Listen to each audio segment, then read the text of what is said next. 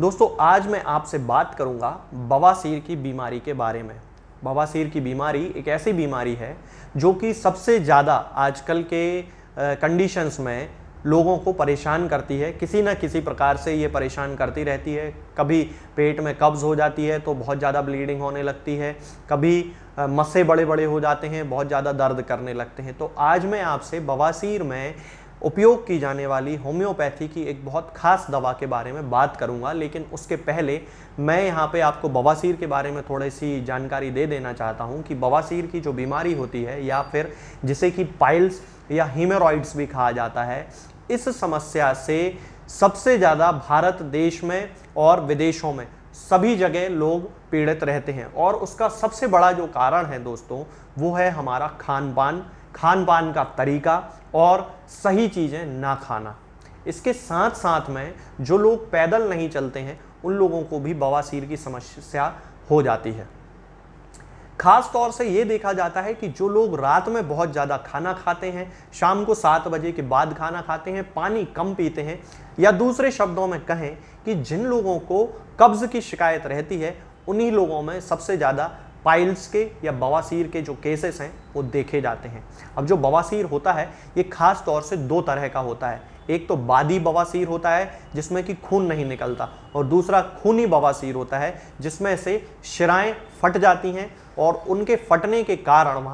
वहाँ पे घाव बन जाता है और वहाँ से ब्लीडिंग होने लगती है। तो ये 2 तरह के बवासीर सामान्यतः लोगों में पाए जाते हैं, और दोनों ही जो बीमारियां हैं वो बहुत ही ज़्यादा पेनफुल कंडीशंस वाली होती हैं, क्योंकि बवासीर के कारण पेशेंट्स को बहुत ज़्यादा दर्द होता है।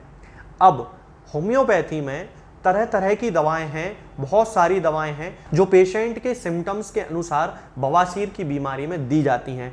इस पे ऑलरेडी मैं एक वीडियो बना के डाल चुका हूं जिसमें मैंने बहुत सारी दवाओं के बारे में और उनके सिम्टम्स के बारे में बताया है। उन्हीं में से आज मैं एक दवा के बारे में आपसे बात करूंगा, और वो जो दवा है वो है एस्क्यूलस हिप्पोकैस्टेनम का मदर टिंचर। ये जो मेडिसिन होती है दोस्तों, ये बादी बवासीर के लिए लगभग एक स्पेसिफिक मेडिसिन के रूप में काम करती है, और लगभग 90% केसेस जो बादी बवासीर के होते हैं वो अकेले इस एक मदर टिंचर के यूज से या फिर इसकी पोटेंसीज के यूज से वो पूरी तरह से ठीक हो जाते हैं, ऐसा देखा जाता है।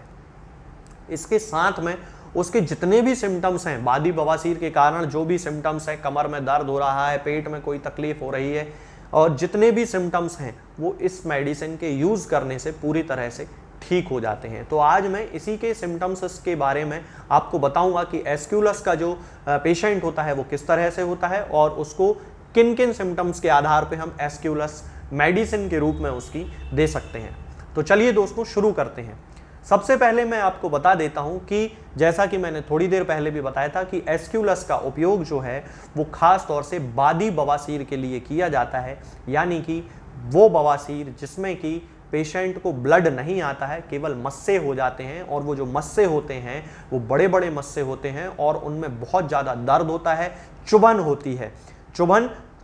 कांटा गड़ने जैसी चुभन होती है रेक्टम में,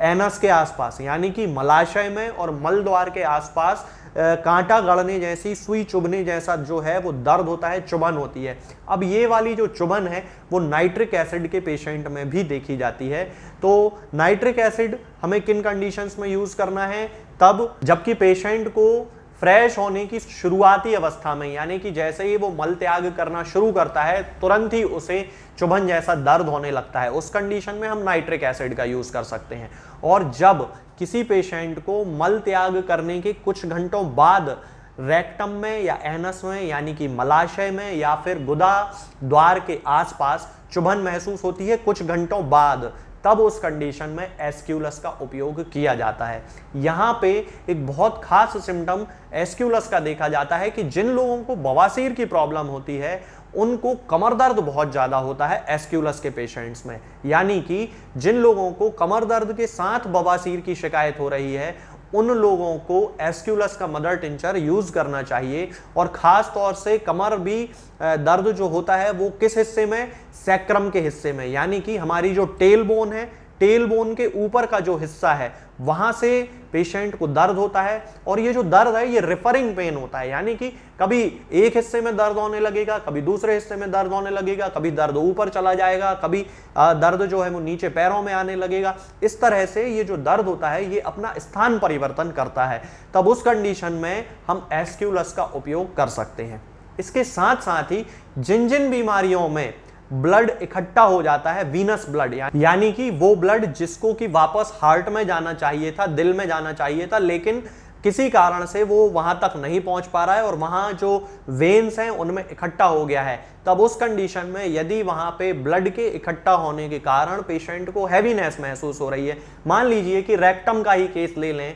कि जिन लोगों को बादी बवासीर की शिकायत है और वहां पे वीनस ब्लड जो है, यानी कि शिराओं में बहने वाला जो ब्लड है, जो रक्त है, वो इकट्ठा होने लगा है और उसके कारण उसको रेक्टम में यानी कि मलाशय में भारीपन का अनुभव होता है, जैसे कि वहां पे कुछ भरा हुआ हो। तब उस कंडीशन में यदि किसी और अंग में भी ऐसे सिम्टम्स दिखाई दे रहे हैं कि वहां पे नीले रंग का ब्लड इकट्ठा होने लगा है, नीला पड़ने लगा है वो हिस्सा, तब उस कंडीशन में भी हम एस्क्यूलस का उपयोग कर सकते हैं। इसके साथ साथ ही दोस्तों इसका एक और बहुत खास सिम्टम होता है कि आर्सेनिक के जैसे ही, यानी कि आर्स अल्ब जो होम्योपैथी मेडिसिन होती है उसके जैसा ही इसका सर्दी जुकाम भी होता है, यानी कि नाक से पानी बहता है, बहुत ज्यादा एक्रिड जो है वो डिस्चार्ज होता है, सर्दी हो जाती है बहुत तेजी से। तब उस कंडीशन में भी एस्क्यूलस का उपयोग किया जाता है और वहां पे पेशेंट के सिम्टम्स के अनुसार डिफरेंशिएट करना पड़ता है कि इसको आर्सेनिक देना है या फिर एस्क्यूलस देना है। इसके साथ साथ ही यदि हम इस पेशेंट के हेड के सिम्टम की बात करते हैं, यानी कि सिर के सिम्टम्स की बात करते हैं, तो पेशेंट बहुत ही डलनेस फील करता है, यानी कि उसका किसी काम में मन नहीं लगता है। अब जिसको बवासीर की प्रॉब्लम होगी निश्चित रूप से उसका जो पूरा ध्यान है वो उसकी बीमारी की अवस्था पे ही रहेगा, उसकी बीमारी पर ही रहेगा, तो उसका किसी काम में मन नहीं लगेगा। सिर में बड़ा उसको भारीपन महसूस होता है क्योंकि बवासीर के साथ साथ कब्ज भी एसोसिएटेड होगी, तो उस कंडीशन में कब्ज के कारण उसका पूरा पेट भारी रहेगा और पेट जब भारी रहता है तो पेशेंट को सिर में अपने आप हैवीनेस आने लगती है, उसे कुछ समझ में नहीं आता है, एक्किंग पेन होने लगता है, फ्रंटल जो मतलब यानी कि जो फोरहेड जो होता है यहाँ पे बड़ा दर्द होता है। इस दर्द के साथ साथ आंखों में भी उसको बहुत ज्यादा हैवीनेस फील होने लगती है, दर्द होने लगता है, एक्किंग पेन होता है। एक्किंग मतलब जैसे कि कहीं कोई चोट लगी हो, ऐसा कोई दर्द उसको महसूस होने लगता है पूरे सिर में। खास तौर से ऑक्सीपुट में भी बहुत सारे लोगों को, यानी कि सिर का जो पिछला हिस्सा होता है उसमें भी बहुत सारे पेशेंट्स को दर्द होने की शिकायत होने लगती है। यदि हम इसके नाक के सिम्टम की बात करते हैं तो जैसा कि मैंने आपको बताया कि आर्स एल्बम के जैसे ही इसमें सर्दी जुकाम के सिम्टम्स होते हैं, नाक से पानी आता है, छींकें बहुत ज्यादा आती हैं, ठंडी हवा लगने से उनमें एग्रावेशन होता है। लेकिन जब एक नॉर्मल व्यक्ति है जिसको की सर्दी नहीं है,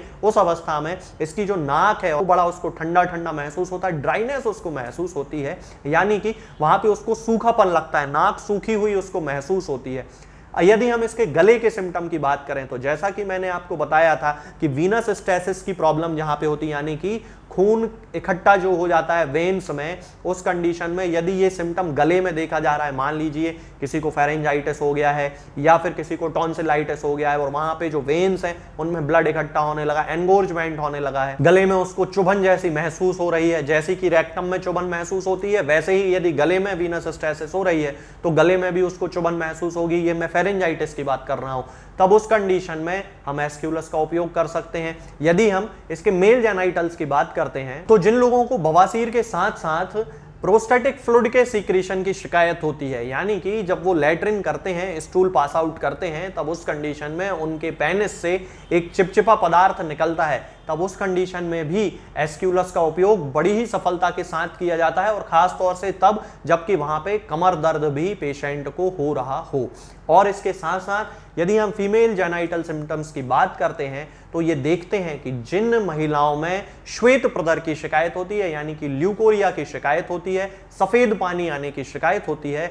उन महिलाओं में यदि वहां पे सफेद पानी आने के कारण कमर दर्द बहुत ज्यादा हो रही है, बहुत ही ज्यादा कमर दर्द होती है और इतनी ज्यादा होती है कि पेशेंट को ऐसा लगने लगता है कि